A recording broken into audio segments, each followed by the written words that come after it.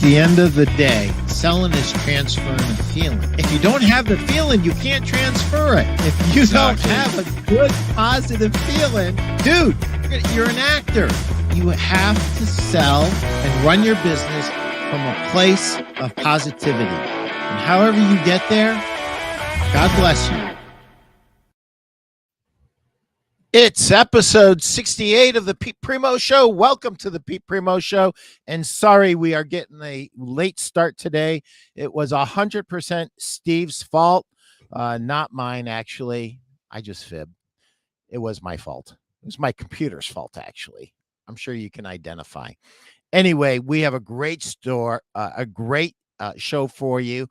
The Second Store Blues. Can you identify? And before we get going with that, Steve, I'm going to pay the bills real quick, and then I'm going to bring you on. If you haven't bought my book, Sell a Million, what are you waiting for? 101 tips for furniture and mattress stores to sell another million this year. And it's actually more than that.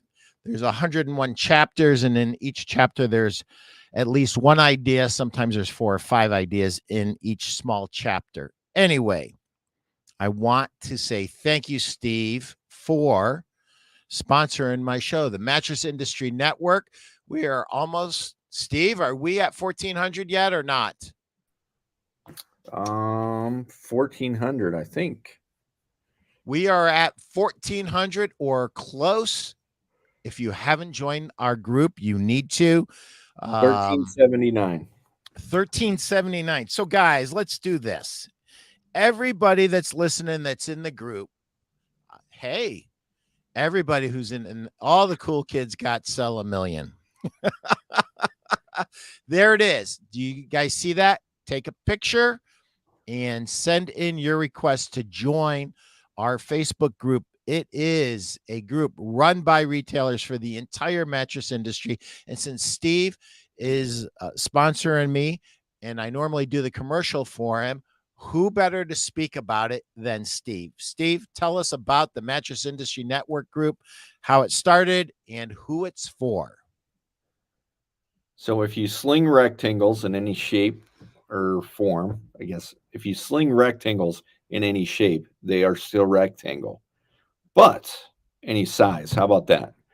No. So if you are in the mattress industry at all, whether you're a manufacturer, sales rep, exec, store owner, employee, delivery driver, join the group.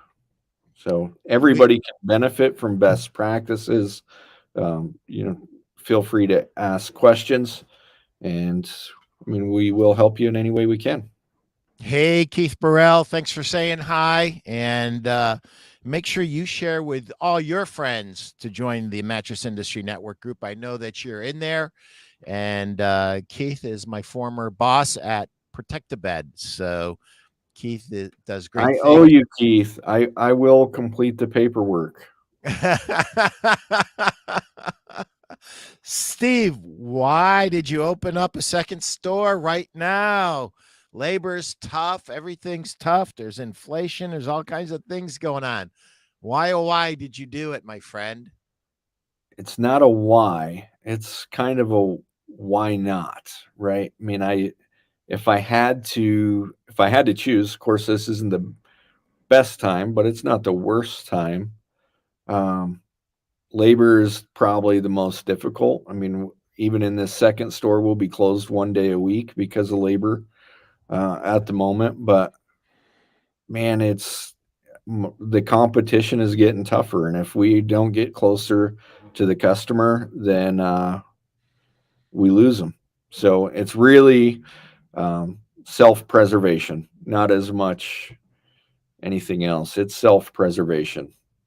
Well, that's very instructive to stores that are considering a second store. And so it's not strictly an offensive play, it's a defensive play as well.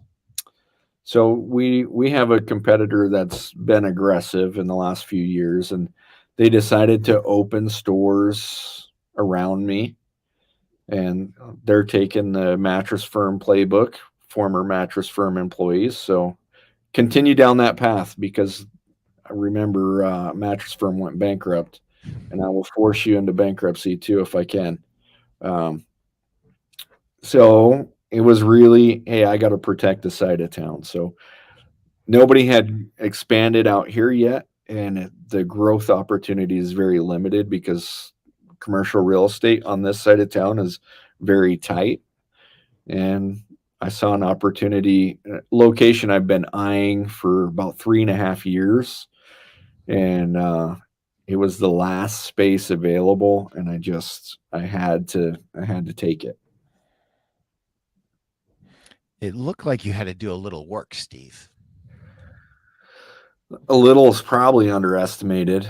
Um, we're behind about, what's today, the 18th. We're behind about 18 days. We should have opened the 1st of April, but thanks to setback from my electrical contractor, um, some shipping on some flooring, some shipping on some mattresses. Uh, we are, as soon as I'm done with this podcast, I'll put the open sign up. Yep.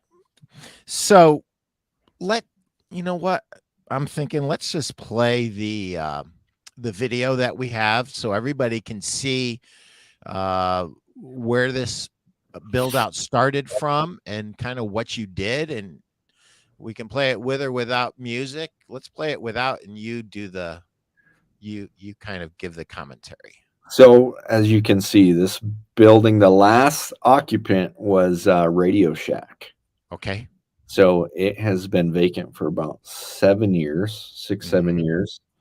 And so we had to tear out all the old shelving.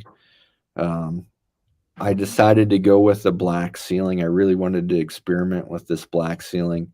Note to self, um, as you can see, painting it black, man, you know how many coats of black paint, even after I primered it, it took a lot of black paint.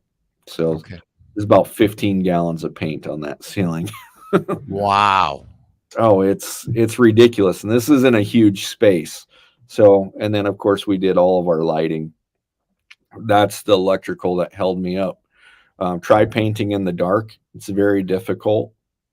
Um, so you end up missing a lot of spots because I'm doing the construction after I close my other store.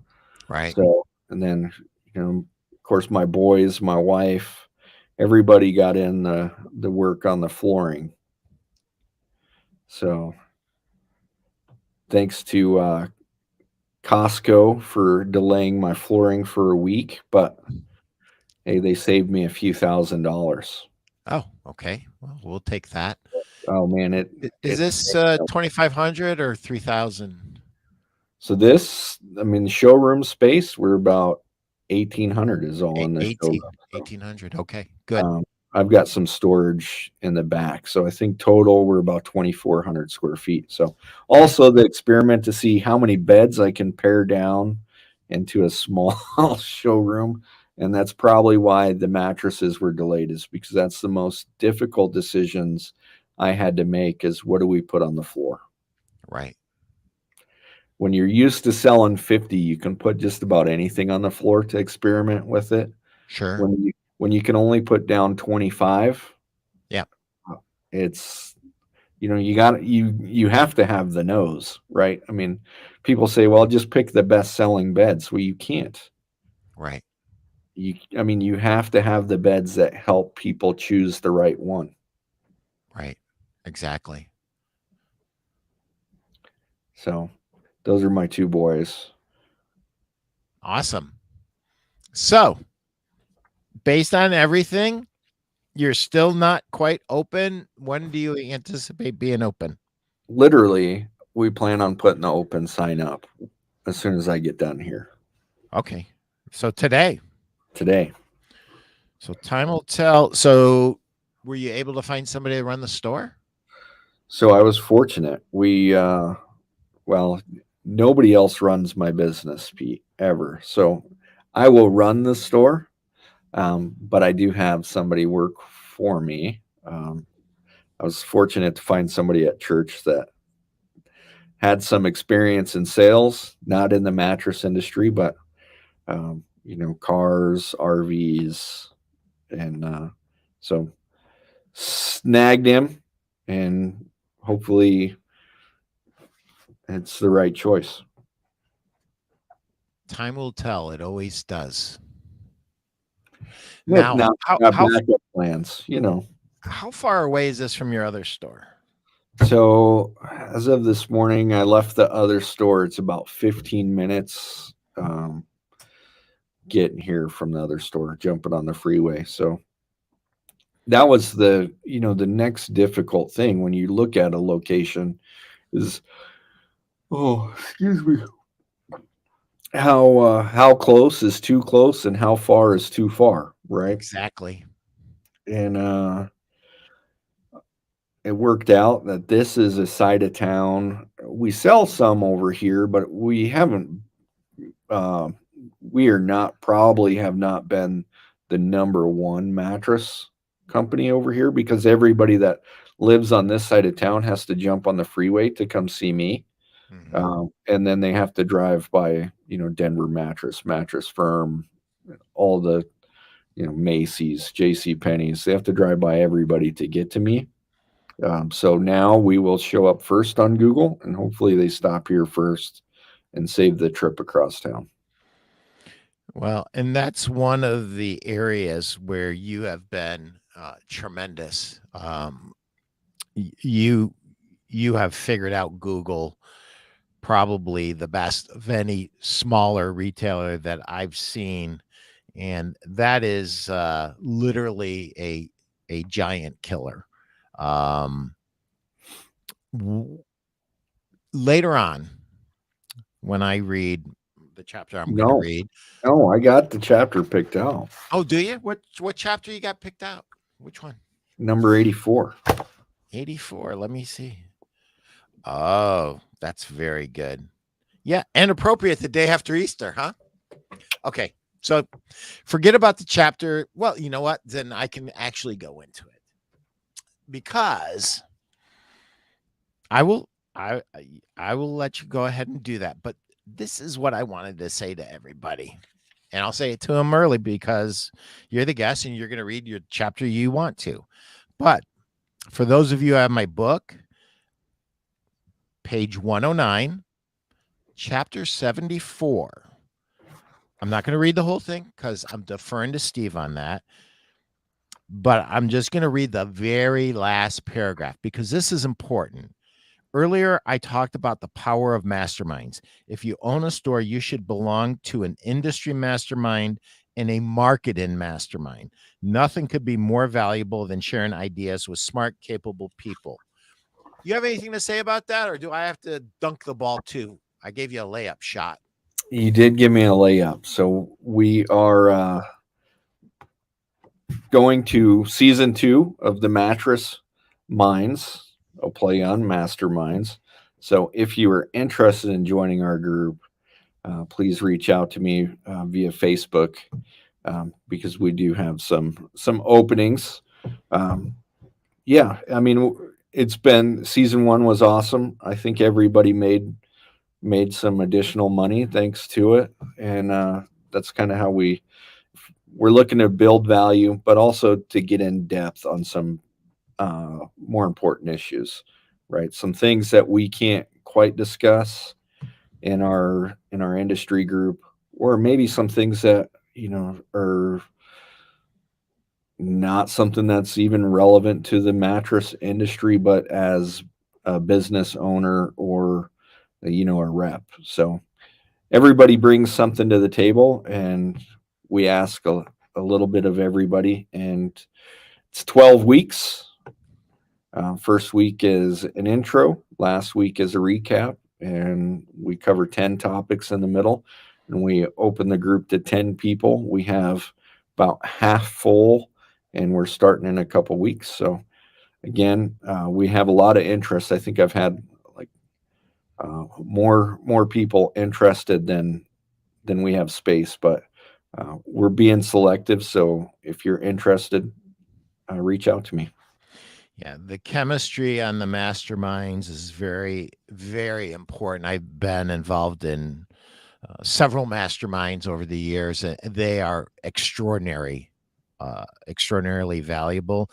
I got a big kick out of the fact that Randy and Stu were in the first mastermind, and Stu really got out a lot of value. Made the trek to Ohio to spend some time with Randy, and Randy has helped him increase his adjustable bed sales immediately. So that's a great example of what the mastermind's for. I mean, it's in addition to just raw knowledge, it is camaraderie, it is people meeting people and creating a community. And what will happen is this initial group of 10 will form their own little community, and if they're smart, they'll stay in touch with each other and they'll continue to help each other grow. And listen, other people can try to identify with what a store owner goes through, but unless you're a store owner, you don't know what it feels like on an emotional level. You can try to get there, but nobody understands it. You get pushed and pulled in so many directions, Steve, and you have to wear so many hats. And what a lot of people don't appreciate about store owners is they literally can be the receptionist. They can be the janitor. They can be the delivery person. They can be everything that they have to be. I was at a store, and the owner was jumping on the truck, and he was 65 years old, and he didn't want to jump on the truck, but he owns the business. And at the end of the day, you are responsible for executing uh, customer service at the highest degree. And if you don't, um, you're not going to get repeat business. You're not going to get referrals. You're not going to get five-star online reviews. You're not going to get the referrals and the testimonials that you need to grow your business with. And uh, so I highly recommend this mastermind. And some of the stories that have leaked out about it are very, very encouraging. And Steve, thank you for doing that. Oh, so you mentioned Randy and Stu, right? Complete opposite ends of the spectrum of the mattress world, to say. I mean, both own mattress stores um, on varying levels, right? I mean, here you got Randy, who's this old guy, been in the business 35 years. Um, and then you got Stu, relatively newer to the industry, 5 years in the industry, um, growing from a different perspective of the mattress industry, um, meeting up in Ohio over a beer. And I think Ohio, I don't know where Randy's at. Van Wert, Ohio. Yeah. Yeah. Customer years, Pete? Yes. All right. So, yeah, you got those two meeting up over a beer, and Randy teaching the tools of the trade that have made him successful for 35 years. So um, interesting meetup. I mean, also we all met up in Las Vegas and in at Nationwide. So great opportunity to have actual people to hang out with when you go to Nationwide, or you're not kind of in it by yourself. So also a good reason to join. Build those friendships. Also, I mean, that experience, right? Randy brings something to the table um, that I can't teach. Um, maybe I can. I don't. I have not. I've been through his teaching now, so I know as well. But also, I know Randy's flying into, you know, Macon, Georgia, and he's seeing another one of our Mattress Mind members. So, and Randy will be back for season 2, as will Stu. So, if you just want to hang out with Stu and Randy for an hour a week, um, It's worth it just for that. I mean, it's entertainment, right? I promise to keep you entertained. Will they see your tattoos? That's the question. So, yeah, I mean, at some point, right? I mean, if you see me in person, you can't help but, I mean, I can't believe Chris was saying Oh, I hadn't showed, so I got 2 new ones, right? So, that's your babies. yes. So Chris was saying he couldn't believe you didn't know about my tattoos already, but I didn't. I didn't know. I'm sorry. Forgive me. So I let's have get 6 of the 7 on my arm, nice. So and you my need a tattoo artist assures me there's room for 3 more. oh boy. Okay. Enough said with that. So I'm not going to ask the next question I was going to ask because you're already looking for the next placement. So the question is Well, answered. we do have one on the way, Steve. So You always have one on the way, Steve. As long as I've known you, you've had one on the way. Uh, so listen, second store blues. Let's give some of our store owners out there that are thinking about a second store. Let's give them some advice and help them avoid some pitfalls, and let's just start at the very beginning. How is it that that you need to do a second store? Was it based on volume, profitability? uh, we dove into it a little bit, or was it just strictly for you a defensive maneuver? So, I mean, it's always an offensive, right? I mean, I had to turn it into a defensive maneuver, but really, I mean, we can look at our demographics of who we're selling to, and we can match areas of the community, and then we can look and say, all right, why are we not capitalizing on that area of the community? And we know just how Google drives traffic for us, what we were missing, and where I needed to go. So I had two options, two places to go. One was affordable, one wasn't. So we went with the affordable, smart choice, and I mean that's really what drove us to this side of town. Again, I've been eyeing this side of town for 3.5 years. I just didn't have the stones to do it.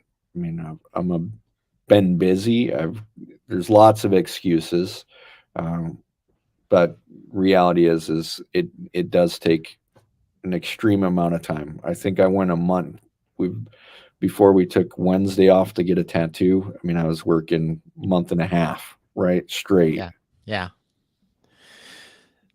So you spend a lot of time analyzing Google, right? Hey, Patrick, how are you? So, Patrick is morning, Mr. amazing. Tinney. I don't have your books at the new store. I was kind. I brought Pete's because Pete's book travels everywhere with me. Oh, that's awesome. You know, no, I'm but looking where I got Pat's books. They're in the back. So anybody that wants to know about sales negotiation, prospecting, or consultative selling, Patrick's got 3 books that you guys should get. and if you're looking at a new location, you should be looking at how to negotiate, right?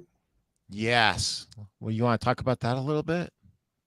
Uh, I mean, I'm fortunate that this is not my first rodeo into this new location. I mean, I've had multiple locations and multiple businesses, so I'm very fortunate to know what to expect when you're looking at opening a store. But probably, I get a lot of questions from salespeople that are looking at transitioning to the ownership uh, role, and I will tell you, it is when you everybody thinks they can do this for super cheap. And you know 8 years ago I got into this business with $7,500. um, I couldn't do that today. No, no, you could not. And the biggest reasons why is, I mean, advertising was far cheaper back then. I Yep. mean, when we were looking at, Facebook advertising, and Craigslist was free, and I mean, it was just a lot different. even Google, I mean, the competition from the online mattress companies have driven up the cost per click. So, Right. I mean, it's the world of advertising has changed how much you could get into this business for. Also, I mean, the price of mattresses, right? Right. I mean, I got into this business when Corsicana was cheap and easy, and They're neither now. yeah, and I mean, and you could also, I mean, you could always have the value sell when you were selling Corsicana. I mean, I mean, for 5 years, I had the same mattress for $299, and I can tell you, I mean, far and away, you weren't going to get a better bed for $299 than Right. from them. But Right. to make the same amount of money I was making off that $299 bed, it'd have to sell for $499 today, and it's not a Yeah. $499 bed. No. No, it's not. Patrick said, "Thank you, Steve." Oh, you're welcome. And thank you, Patrick, for saying my book is great. Your books are great too, sir. Um, so you couldn't do it today. So your vendors, on a previous show, I think it's like 3 shows ago, that we did. So I mean, it's like 20 or 30 episodes ago. Um, you had you had mentioned in the middle of this, whatever the heck you want to call what we went through in the last couple of years, that there was going to be a shaking up of vendors based on their performance during some difficult times. Has that indeed happened with your new location? Are there vendors on the store on are there vendors on your second floor, store's floor, that you did not do business with 2 or 3 years ago? And are there vendors that you did business with 2 or 3 years ago that are not on the floor now? Oh, I mean, number one, right? I mean, Corsicana is out. Okay, Um, based on performance. Based on, I mean, we can go back to COVID. I mean, they screwed the pooch in a million and one ways. So, I mean, the fact that really we haven't seen them in bankruptcy yet really surprises about 90% of the industry, right? And especially the retailers that have dropped them. I don't know anybody today that's carrying Corsicana that was carrying them 2 years ago. Not one. So Yeah. I don't either they're making up all their money with these, by appointment business models, or they're suffering somehow. So um, Michael Thompson. I genuinely liked Mike.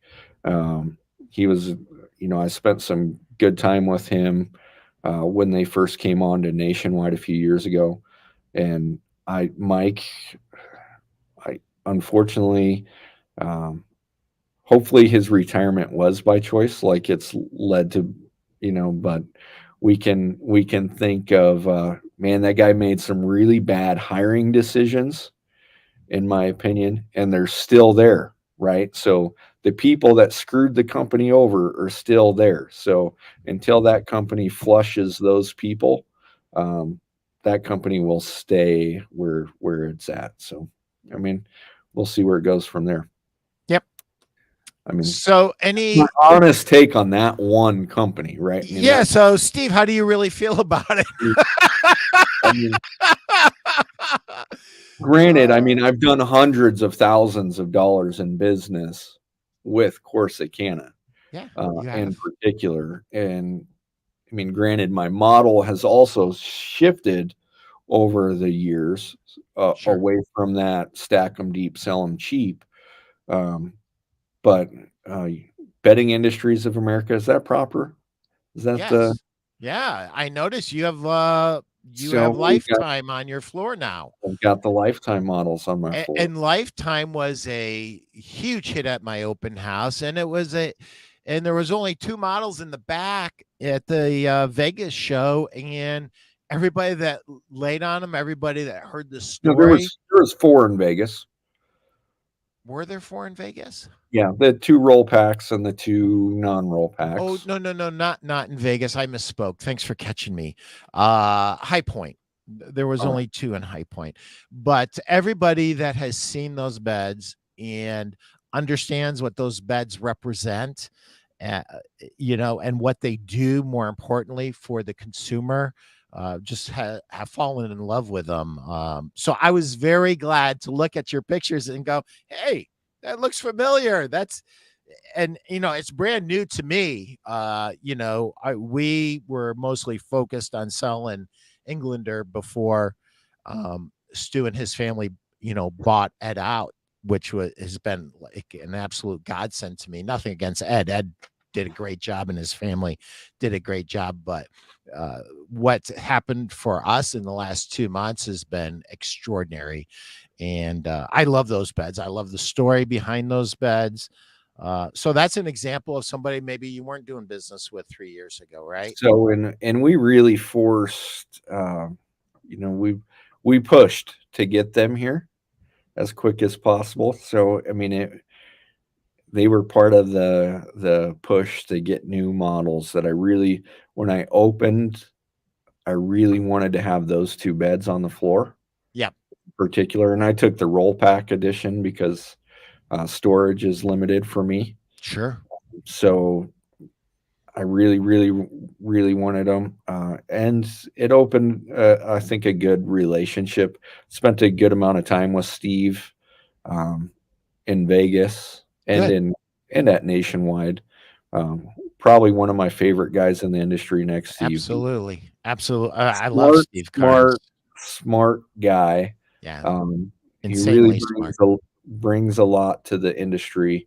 Yeah. Um, and I mean, man, they're building some value. I mean, Yeah. Yeah. you want to talk about real value. I mean, that bed, that lifetime bed, at where it's going to retail, at least on my floor, um, it's hands down the best bang for the buck you can get. Yeah. There's, And when there's, you look there, at those sexy Hemingway beds, I don't have that yet. That's the next stop. Those Hemingway is hot. I mean, I would say that Hemingway was more widely received than Lifetime, but Lifetime was extremely well received. Both are home runs, and I Lifetime serves a purpose, right? I mean, that's the probably where the majority of the customers are going to be price wise. sure, And also, I mean, it solves the nagging old lady asking if you can flip the bed. right, Um, you know, but those and Hemingway those Hemingway beds are just they're beautiful. I mean, when I was in Vegas, we laid on. I mean, I visited a lot of high end showrooms, mhm, a lot of high end showrooms, and I can tell you, it easily competes with 10, $15,000 beds, feel yeah, wise. yeah, And when we look at the quality of ingredients, very similar. So yeah. probably the only difference would be the number of man hours involved in building them. Steve, it's your time, man. You're up. I'm up. You are up. Read your chapter, and I'm interested in your take on it. Page 123, All chapter right. 84.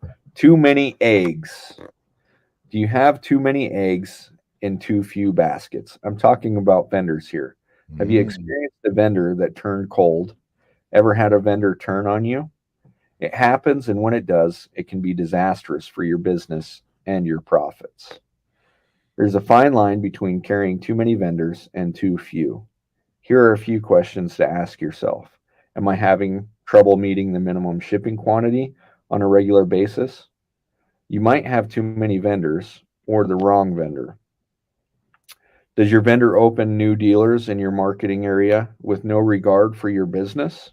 If mhm. yes, the vendor probably needs to go. I qualify with this. Are you giving your vendor a substantial amount of business? If yes, you need to make sure the vendor is treating your business with the respect it deserves. Is your margin eroding with a vendor? This usually happens because of too much competition. I would voice my concerns to the vendor along with the timetable for correction. If uncorrected, the vendor gets the boot. Oh, I can see the hate emails now coming my way. So, there's a couple companies that are no longer on my floor, and the reps know who they are, right? I mean, because they open too many dealers close to me. Right. Um, and I mean, kudos, right? I mean, everybody has their business that they have to get. Just know, I mean, in today's environment, it's highly competitive, and you know, we can go other places, Right. especially with all the bed in the box, right? I mean, with companies like Diamond and a few others that I won't mention because, but I mean, we can bring in high quality beds, and we don't need you anymore if you're not going to treat us with the due care and respect that we deserve, in my opinion. So, um, and then are the margins eroding, and I think that's what we really saw with Corsicana, right? I Boy, mean, I love seeing that copy dog-eared like that, Steve. That's the sign of somebody that's using that book. That's awesome. you know, So when I was at Randy's place, guess what I saw? I took a picture of it. I saw a stack of these books. I'm like, what do you need 3 or 4 of those books for? I go, thank you, number one, but why? He goes, everybody that starts with me has to read it. And I go, it's not a sales book, it's a marketing book. He goes, I don't care. It's a good book that everybody should read. so the book I start people on is Jerry Morris, Oh, I love Spring Jerry Training. Morris. Yep, Spring Training is an absolutely phenomenal book, and that is a book everybody should be started on. I agree with that. So yeah, that's my go-to right now. So I wish Jerry wasn't. I wish Jerry wasn't dog ears or smart ears, says Pat Tinney. Yes, dog ears are smart ears. I've never heard that before. Yes, early in the day, I've accomplished my one goal that I have every day, and that is to learn something new. Thank you, Mr. Tinney. Appreciate that. finish that thought. Finish that thought, Pete. What? I finished my thought. No, I mean you got distracted by Patrick. Walk me back. Where was I? It's gone like a butterfly. I'm 61, dude. Jerry Morris. Oh, I love Jerry Morris. I love all his books. I helped him promote his books because I thought they were invaluable to the industry.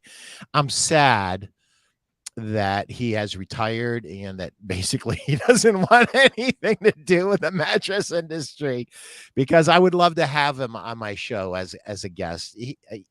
There's a dude that gave so much of himself, his heart, his soul, his creativity to the industry. He was one, and I wouldn't say of a few because there's a lot of good dudes and dudettes in our industry. There really are. There's a few bad apples, but mostly it's an industry of good people.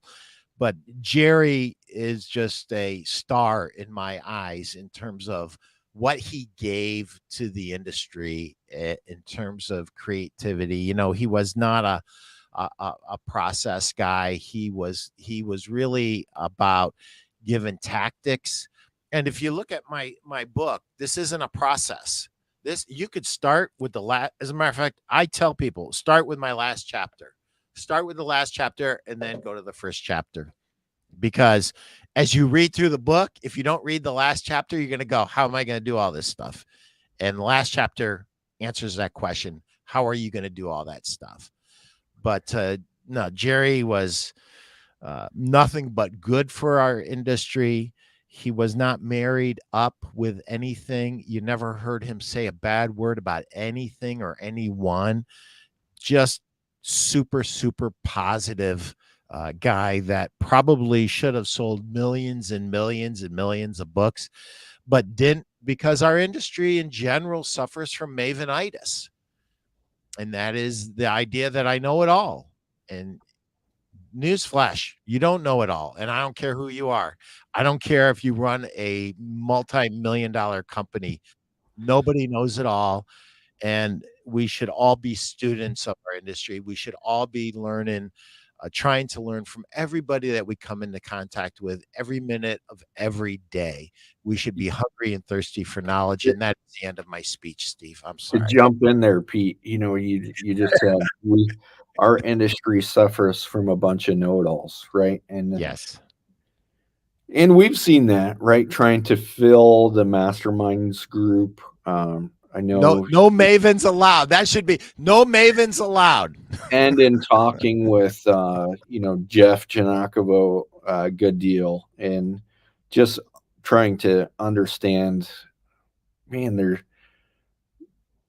yes, rectangles, composition, not a ton has changed. Um, if anything, mattresses built today are not as good as they were 20 years ago, in my opinion. Yeah.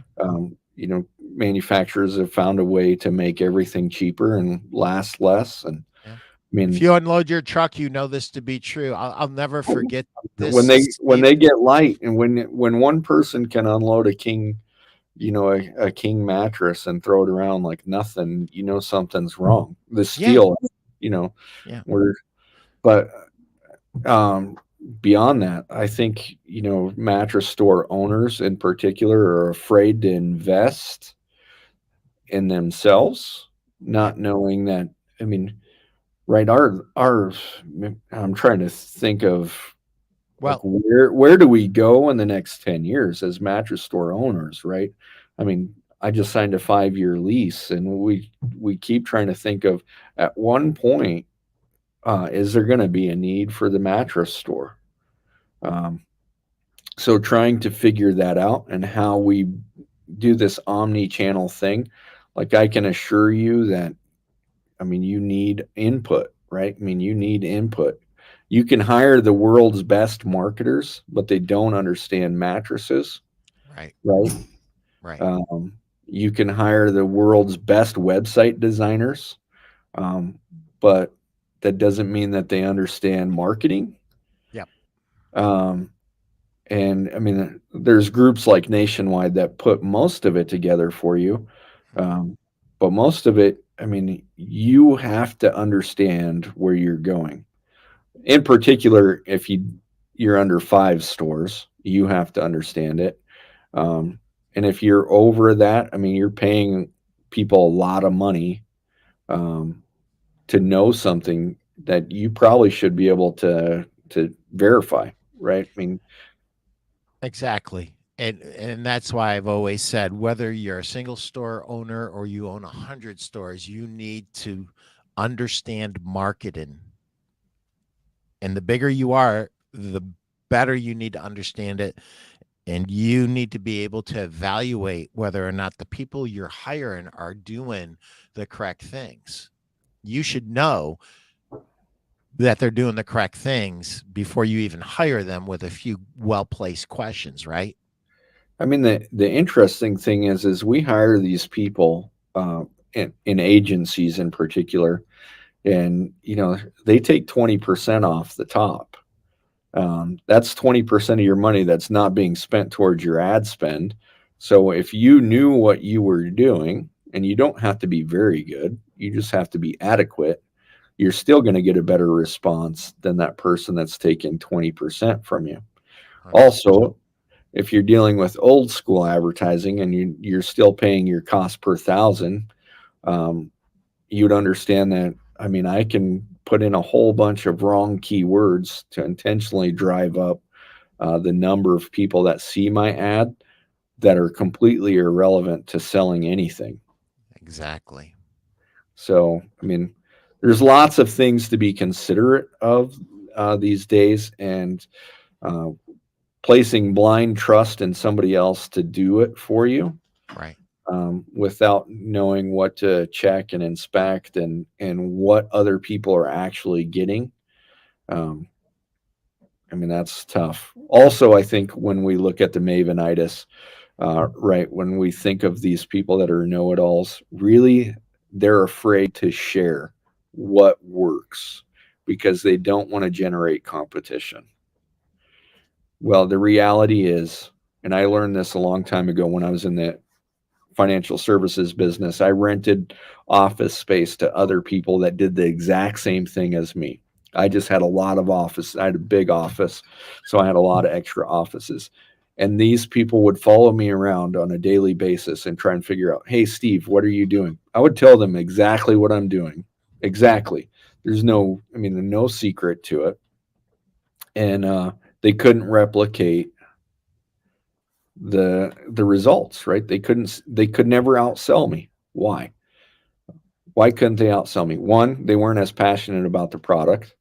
Two, they didn't know as much about the product because they weren't willing to put in the time. Mm. And three, I'll outwork you every day of the week.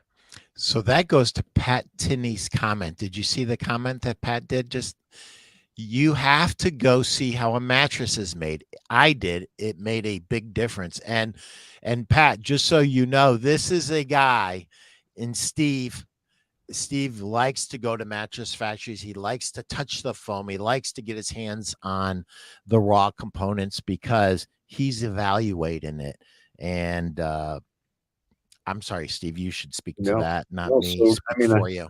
I've been to the majority of factories that manufacture all of my. I have not been to the Simmons plant up in Seattle, but I've been to the Serta plant. Um, I've been to a lot of factories. And biggest reason, I mean, I don't care how you make a mattress. Nobody makes the mattress unique, right? I mean, Right. it's really the only thing that makes the mattress unique is the ingredients that you put into it.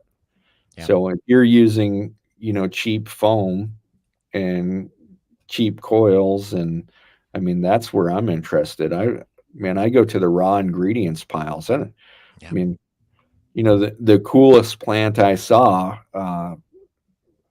to date, biggest, I mean, the best run operation on a man, it was just really cool. And I really don't like the company, so I won't even mention their name. They treated me like crap. So if you follow me on Facebook, you know who it was. Um, they have the best manufacturing facility. I mean, conveyor belts, and I mean, I bet they have 40 embroidery machines. Everything was popping, but the ingredients, I mean, it looked good. It looked good. It still looks good. It pops out of the box sometimes. Um,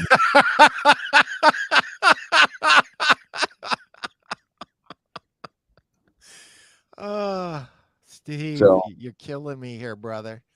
It's about hunger, Steve and Pete. Yes.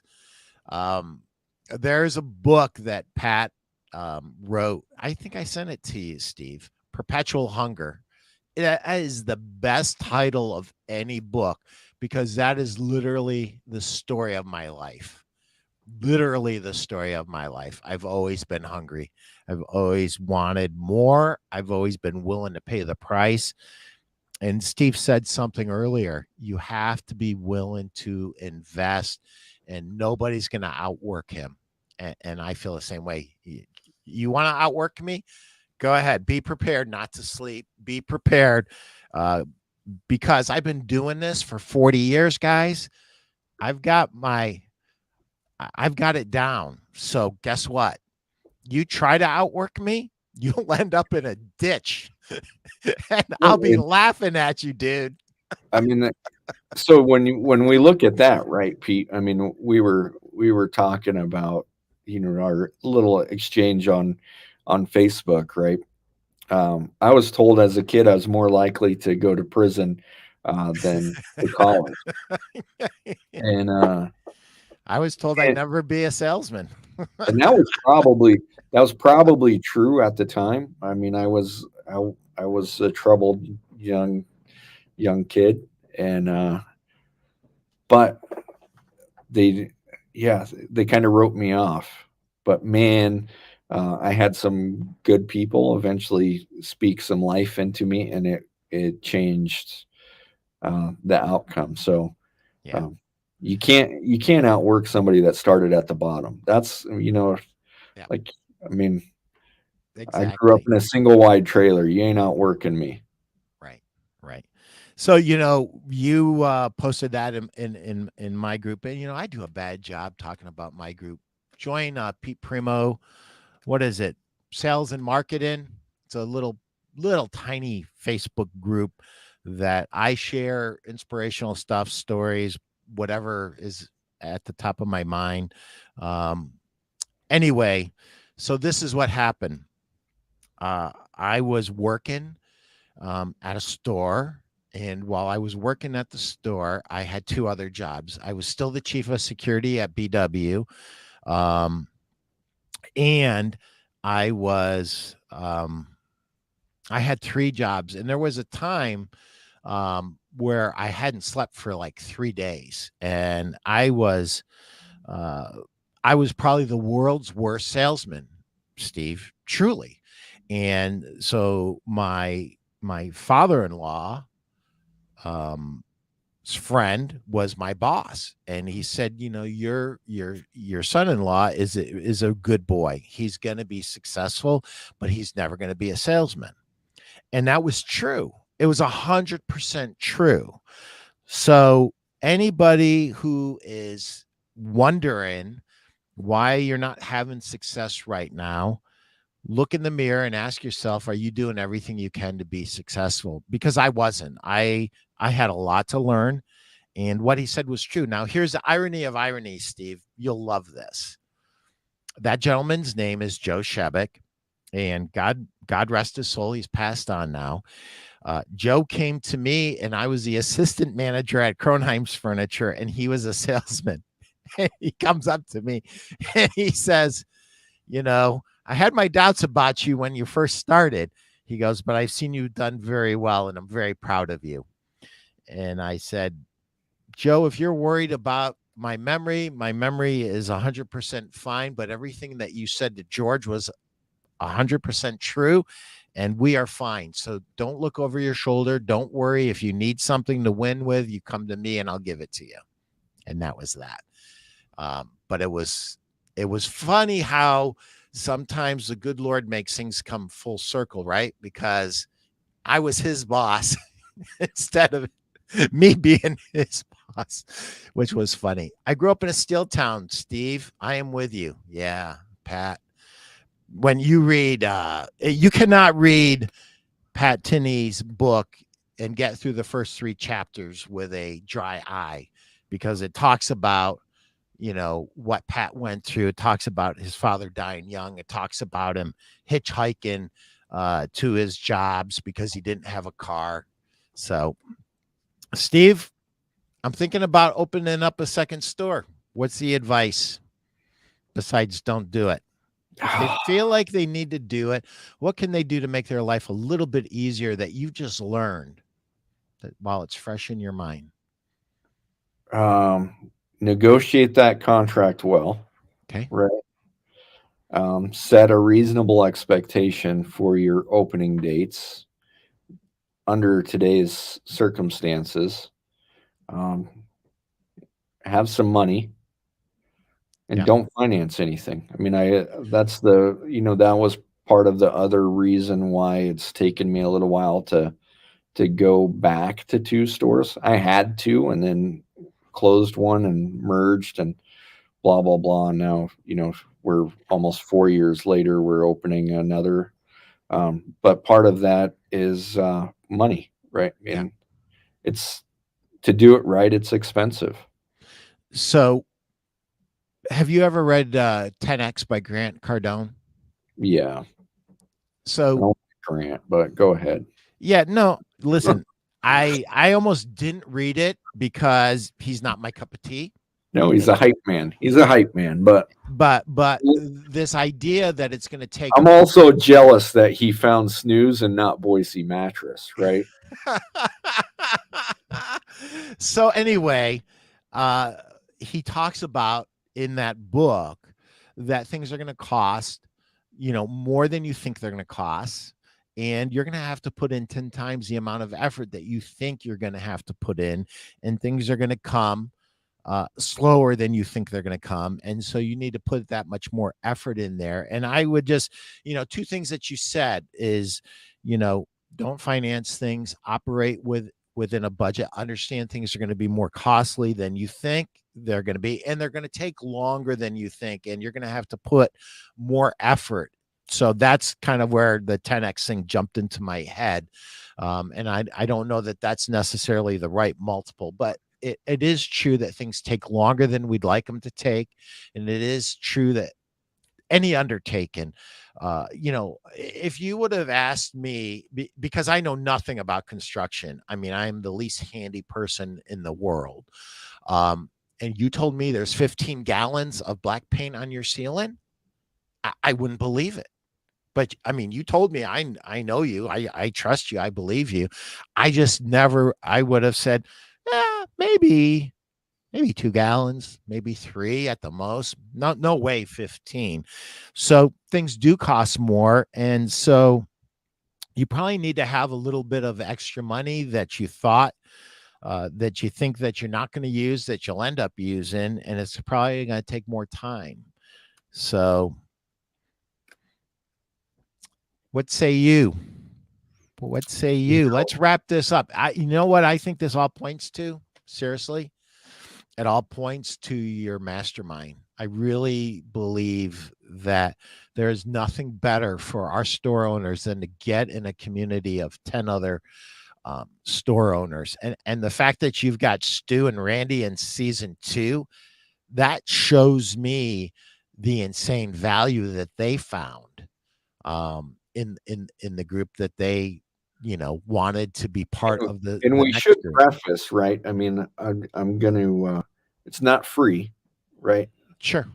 So this I've group, never been part of a mastermind group that was free. I take that back. One time, and do you want to know what happened to that mastermind group? It fell apart. As a matter of fact, it never came together. Season 1, we did the free version, right, to build interest. Season 2, just to, I mean, that's why we got half the group returning, is because it's costly, right? It takes time, effort, and most importantly, we know if you make a financial investment, you're more likely to contribute and participate on a weekly basis. So we don't need any half-assers, right? We're here to dig in for that 1 hour a week. We are digging into our business. We are fine-tuning. We are improving. And also, it's an accountability factor. Right. But the loneliest position is at the top, right? I mean, we're all at the top in different segments of our business. And whether that's, you as a rep, right? I mean, Sure. Right. I imagine reps aren't giving out free advice on how to be a better rep, right? No, I I mean, can't do that until after I retire, and I'm never gonna yeah, retire. I mean, So that's it's never gonna happen. the hardest thing to do. I mean, you wrote a book. I don't know how much it costs on Amazon. Oh, $14.95 on the back cover here. $14.95. You wrote a great book, but this isn't the secret to success in the mattress industry. This is one of the ways to help you be successful, or 100 of the ways to help you be successful. Sure. But there's 1,000 ways. It's true. Very true. Mostly, they require thought. They require feedback. And the fastest way to close that loop is to participate with other people that are fairly like-minded, and that will be honest and actually care. They want you to benefit. Yep. Pat, you're right. Retail is detail all day long. Anybody that wants to get a hold of you regarding anything that you said today, especially the mastermind, how do they get a hold of you, Steve? So if you're part of the Facebook group, you can message me through Facebook. That's easiest. Or steve@boisemattress.com, Okay. my email address. I'm not a huge email person, so don't expect an immediate response. I check once a day. Otherwise, you get bogged down in the minutia of garbage. Yeah. And for you reps out there, you should check your email twice a day. If you're constantly checking, you're not busy enough. You need to you need to get busier. Hey Pete, I like when my reps respond No, do not before I log respond. out. No, So that's why we text nowadays, Pete. yeah, and that's true. I tell everybody when they start doing business with me, if it's urgent, text me. If it's important but doesn't require an urgent response, um, email me. I check my email twice a day, and sometimes it's more than that, but that's basically twice a day. So one of the things that I'd like to say to anybody that's thinking about doing the mastermind, when I've been in masterminds before, you would have thought that when it was my turn to talk and it was my turn to have the other mastermind people give me feedback, that those were the most brilliant ideas that the world's ever seen. And that's what helped lead to my success. And I would tell you, I received excellent ideas from people who were open and honest and trying to help me. And a lot of those ideas did help me be more successful. But the best of the best ideas were when somebody else was in the hot seat and somebody else was, and I wrote down ideas based off of that. And it wasn't the exact thing. I just basically looked at the idea and I said, that's a really good idea, but it's not going to work the way it is. How do I take that and make it into something that works for me? And those were the ideas that had the biggest impact.